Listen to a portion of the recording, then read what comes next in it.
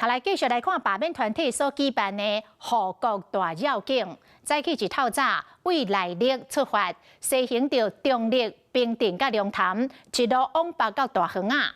民进党立法委员王义川甲当地议员拢去参加。另外，国民党桃园的立委余富庭要伫一礼拜内举办3场的宣讲会，要邀请到市长张善政甲台北市长蒋万安来徛台，积极来防守。罢免是爱，守护后代。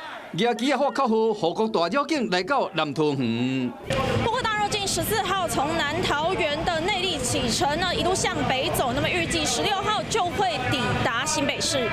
门后请电音三太子炒热气氛，更加出动大型宣传车，是中立、平镇、龙潭等等地区。中立的朋友一定要勇敢地站出来。乌多摆白菜大插同意罢免的旗啊，组成真长的宣传车队，沿路嘛有真侪乡亲双手比赞画加油。除了桃园在地民进党议员立委王义川嘛来到赞声，更加点出6区的罢免选情。有些像牛曲亭的选区是基战区，牛曲亭自己想要把它搞热，这个时候就是比同意票跟不同意票。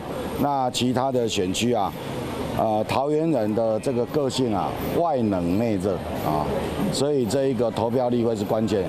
对罢免有信心，桃园国民党立委嘛积极防守。伤害他人的事情，神明也不见得会祝福了。